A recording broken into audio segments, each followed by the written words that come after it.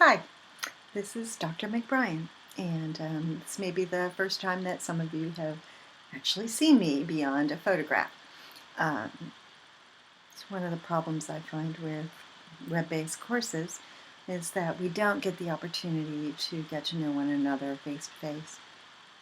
Two of my favorite educational philosophers, Paulo Freire and Neil Noddings, talked so much about the humanity of teaching and learning, and that it is a profoundly humane endeavor.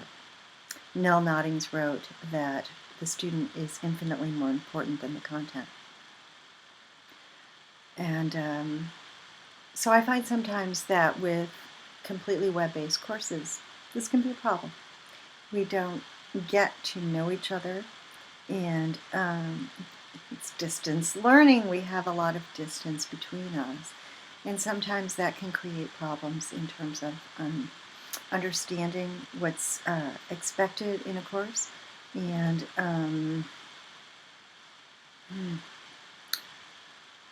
understanding, kind of the communication skills that can be used and needed in a web-based course. So I'm doing this video in hopes of alleviating some of that tension, and I profoundly apologize that we have had changes in the course that occurred after the course began. These things were not brought to my attention prior to creating the course syllabus. And as a result, I know that some of you have been kind of confused and frustrated that there have been changes to assignments. Basically, this is a course that is an upper level pillars course, and this one in particular has to show that students demonstrate skills in diversity and community engagement. I thought that I could demonstrate that through my own assignments. However, I was told that all of these courses needed to use the same assignment to be assessed for the powers that be above us. SACS is what it's called. And so I didn't have those assignments in place in our syllabus. What I've tried to do is to create the assignments and make them, put them off for a while so that you've got plenty of time to do the assignment and make the adjustment. And none of you, to my understanding thus far, has actually done the diversity or the community engagement components that are required. So, you've got plenty of time to do it. I want to use this opportunity to talk about the assignments that you have aside from the weekly bulletin board discussions. So for this Sunday, you have an assignment due, and it's basically the beginnings of your major project. What I'm asking in that, it's a 10-point assignment, I'm asking that you upload your topic, your research question about that topic, how you plan to proceed in terms of community engagement, what you've found to include with community engagement in terms of your project, and your bare beginnings of research. I gave, I think in week 2, I gave a list of potential community engagement opportunities that you might be able to use. And I'll just give you a couple examples in terms of topics and engagement. So perhaps you're interested in learning about best practices for helping children, immigrant children, whose first language is not English. And so you can conduct your research on the USF library databases, and your community engagement could involve tutoring a child from another country for 15 hours. That would allow you, both the academic research as well as an experiential opportunity to learn in another way about the challenges of learning English. Maybe you're interested in learning about how non-formal education, alternative experiences, can help a child with a particular special need or special needs in general increase their academic achievement. So you might decide, okay, I'm going to work with SMART, as I meant, which is one of the opportunities that I included, the writing therapy program. And during that time period, I'll work with the kids, and I will talk and interview the instructors there and their parents maybe about how the writing therapy has improved the children's ability in school. So these are, just two examples of how you might create your community, your final project. So what I want from you on Sunday is that topic, that question, how you're planning to proceed with the community engagement, and at least 2 research examples that you have found so far. When I talked to my face-to-face class on Wednesday, I asked them, are you familiar with using the online USF library databases? And they all said yes. And I was like, wonderful, that's great. And I hope it's the same with you. However, if that is not the case, I highly recommend, if you are in Sarasota, that you contact our librarian, Diane Fulkerson, or if you're one of the other campuses, that you do the same with your librarians there, and tell them, that you're taking this course and this is your major project. You need to know how to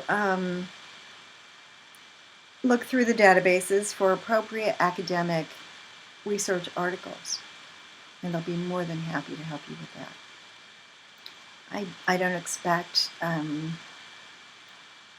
complete examples at this point, obviously, but maybe 2 articles that you found that pertain to your topic. I changed the date for the diversity assignment, and one of the big reasons that I did that was because of the change in the way that you need to write about it. So I'm looking at my other screen here on the due date. Diversity assignment, I have extended the due date to April 5th. The diversity assignment, I believe I posted some information about it in Module 2 or 3. And basically the point of it, and yes, you do have to discuss diversity in your major project, but this is slightly different. This would not be the same. This is a project in which I want you to go and experience an environment that you would not typically experience unless you had to do it for this class, or some other class. We tend to feel really comfortable in our own groups. And so we stick with our own groups because we feel accepted, we feel safe, we feel understood. The problem with that is that outside our little boxes, we can look at others as the other and stereotype them, think of them in a negative way, and really not understand alternative perspectives. So this is one opportunity to allow you to think about other perspectives. And so here are some potential opportunities. There are typically a lot of cultural events and festivals. Just last weekend there was the Scottish Highland Games in Sarasota. That would have worked. There are typically Greek festivals. There can be Hispanic festivals, gay pride festivals, and things like that. And you can look in the newspaper at community events so that you can see what's available for you. Or online, there are typically, you could put your town in community events and discover what's available. And I also put up the TED Talk about taking the other to lunch. Students have followed those rules and taken somebody to lunch and had profound experiences. I've done that myself and have found it a really amazing opportunity to learn about other perspectives. The point of the assignment is to discover that alternative perspectives are actually quite interesting and not necessarily threatening, and you may gain a more accepting attitude towards somebody, something, some culture that you typically or that you did not have before the experience. So that's what that's about. I've got it scheduled, I think I already said, for April 5th, but you may discover that there's a Celtic festival next week, and you really want to check that one out.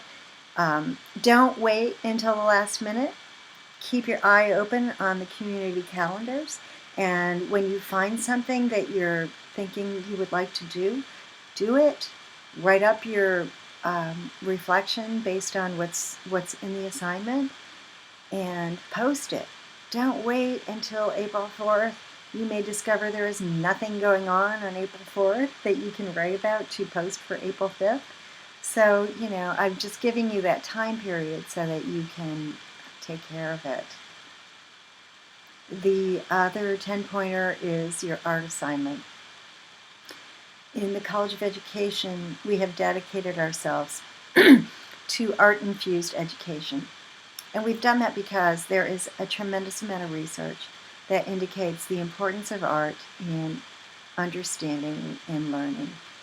And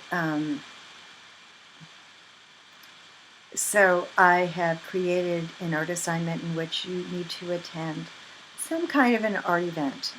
I continue to look for free events. I have to post something about the Sarasota Opera because they've offered us free opportunities for our students to attend the final dress rehearsal, which I think would really be quite interesting.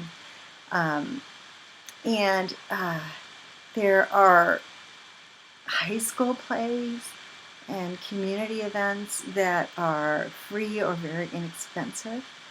Again, check the community calendars, and I will continue to try to look for events, and I will post them in announcements or in group emails. And follow the rubrics for that. Last semester, I had students attend opera who had never attended before and never thought they would be interested in attending. And their reflections were fascinating. They wrote not only about how they were actually moved by the voice, the facial expressions, the costuming, and the direction of the opera that led them to understand things in a way in which academic writing would not. Many attended the ballet, what's it called? Secret Garden, which is also a famous children's book. And it was fascinating to me to read their comments. A couple of them wrote that they thought they would be outclassed. They didn't think they would ever attend an opera because they figured that only elite people attended ballets. And so that was a fascinating comment on class. But they also came away and said that the ballet expressed what was in the book in deeper ways than they had read in the book, and that they hoped to attend more ballets in the future. I've had people who have never been to a play before go to a community play and find it incredibly enriching. So that's another piece that you have to do. Okay. I think I've covered them. Diversity in art. Just double check. And the first part of your major assignment. I want to also encourage you, because I just kind of found this out. In Canvas, you can actually click on a film icon, and instead of typing your discussion response, you can actually video your response. And that might be kind of fun for some of us. Consider videoing your response to the readings or the weekly module, and as a way to kind of humanize our experience. I think distance learning can be kind of isolating, and I would really encourage us to come up with ways in which we can interact more in the way that a face-to-face class interacts. I encourage you, if you have any questions or confusions or problems, to email me. Sometimes a simple email from me back is enough to answer it. If it's a question that I think many students would have, what I'll typically do is I will take out your name, personal information, and write, "A student asked, da da da da da." And I think more of you might have the same question, so here's my response. And I'll post it either in an announcement or in a group email or both, so look for those. And so I might not respond individually, but I will tend to respond in a group way.